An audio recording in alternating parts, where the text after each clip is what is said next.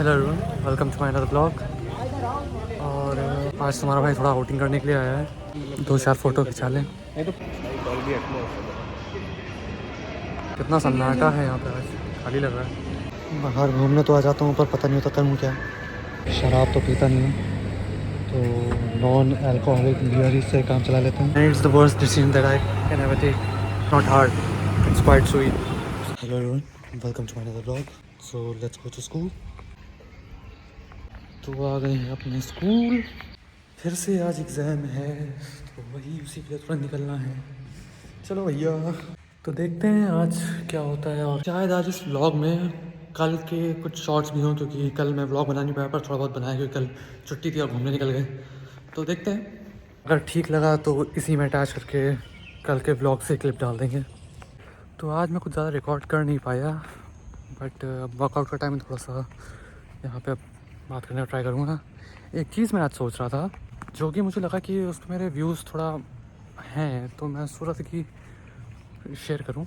Is that ये जो war चल रहा है ईरान और यूएसए में, जो डोनाल्ड ट्रम्प महाशय कर रहे हैं, ये बड़े बड़े जो लीडर्स हैं, वर्ल्ड लीडर्स कहते हैं वर्ल्ड को चेंज करना चाहते हैं, बहुत बड़े बड़े टेक्नोलॉजिकल एडवांसमेंट करना चाहते हैं, धौंस के दम पे ग्लोबल पीस लाना चाहते हैं, और कहते हैं कि ये हम ह्यूमैनिटी के लिए कर रहे हैं।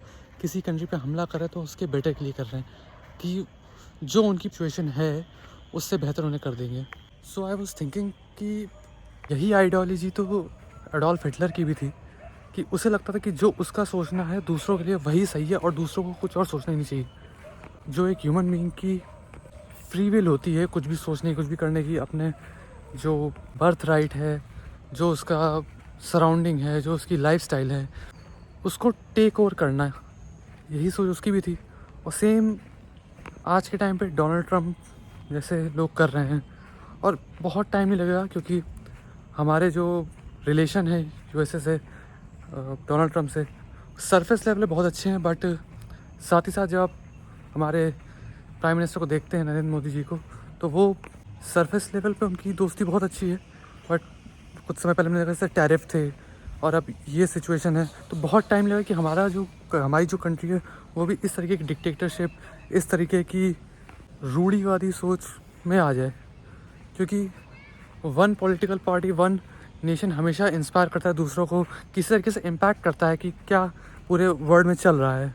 और आपके रिलेशन जो किसी भी कंट्री से होते हैं, वो एक बहुत बड़ा मेजर फैक्टर प्ले करते हैं कि वो वैसे रूल्स आप अपने कंट्री में कैसे अप्लाई करेंगे, या वैसे ही रूल कैसे आप अपनी कंट्री में इम्प्लीमेंट करने वाले हैं। क्योंकि जिससे आपकी दोस्ती रहती है, जिससे किसी भी कंट्री से आपका रिलेशन बना है, तो कहीं ना कहीं से आप उसके तौर तरीके और उसके कई रूल्स एंड रेगुलेशन को अडॉप्ट करने की कोशिश करते हैं, कि किस तरीके से उनकी कंट्री अभी तक डेवलप ऐसे रही है और किस तरीके से हम उसे अप्लाई कर सकते हैं। But by the name of development हम इसे, on the name of development इसे डोमिनेशन कहना ज़्यादा सही होगा, जो कि किसी भी तरीके की कंट्री, किसी भी तरीके की सोसाइटी के लिए बहुत ही ज़्यादा डेंजरस है। जैसे कि कल मैंने देखा जो ईरान में स्ट्राइक्स किए गए, जो कि सिविलियन लोगों के क्लोज थे, तो देख के कहीं ना कहीं लगता है कि क्या इस सिचुएशन में हम भी कभी हो सकते हैं। और वो जो मिसाइल लॉन्च किए गए, आपने विजुअल्स देखे होंगे, इंटरनेट पे बहुत घूम रहे हैं, इतने हॉरिफाइंग है अगर आप उसकी ग्रेविटी को समझे, कि ये कोई नॉर्मल एयर स्ट्राइक, कहीं ऐसे कोई एक्सपेरिमेंट नहीं किया गया है जहाँ पे एक्चुअल सिविलियन रहते हैं, वो उसके क्लोज पे किया गया है। उसके बाद अगले दिन क्या होता है, ईरान में ब्लैक वाटर एसिड ड्रेन हुई है। तो इससे आप समझ सकते हैं कि क्या कितने मेजर ख़राब इम्पैक्ट पड़ सकते हैं।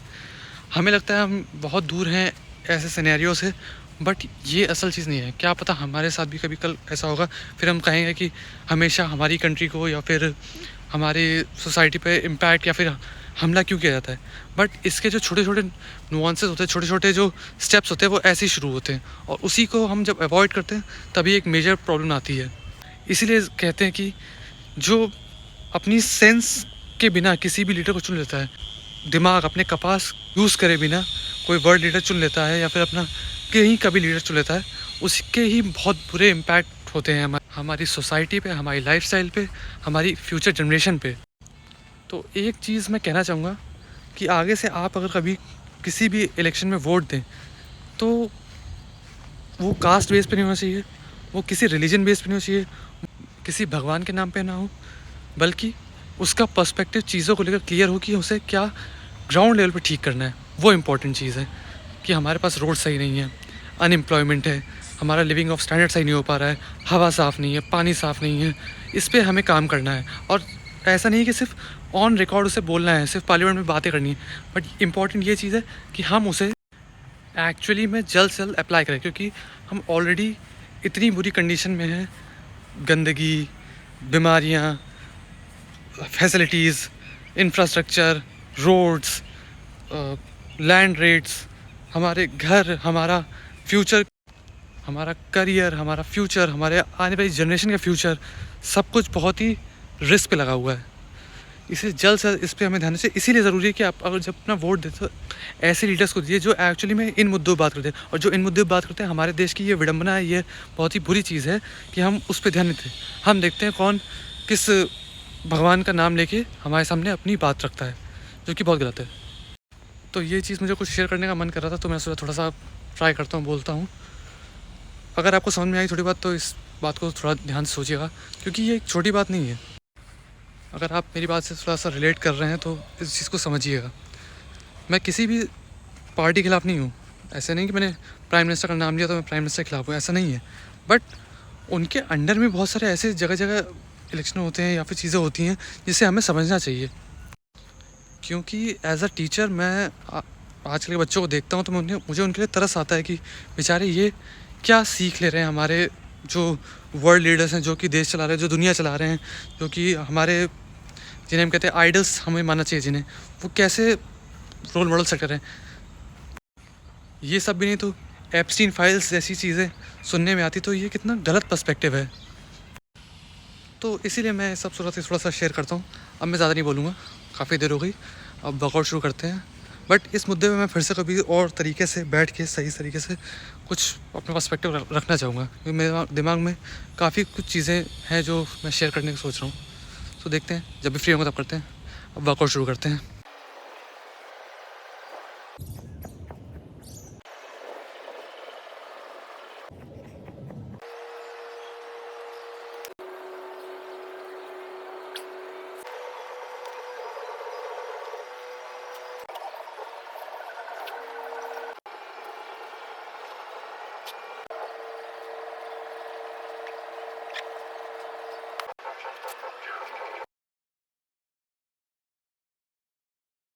तो आज का वर्कआउट तो ख़त्म हो गया। तो मुझे बताइएगा आपको मेरा ओपिनियन कैसा लगा। अगर आप एग्री करते हैं थोड़ा सा बताइएगा, डिसएग्री करते हैं तो उसमें ही बताइएगा कि किस बात से डिसएग्री कर रहे हैं। बट कोई ना कोई पर्सपेक्टिव होना चाहिए, क्योंकि मुझे भी एक और आइडिया मिलेगा कि क्या बात मैं और उसमें सही अपने आप को ठीक कर सकता हूँ उस बात में। अगर आप देख रहे हैं वीडियो तो please comment down, and if you like this video please give it a big thumbs up, comment, share, subscribe, bye.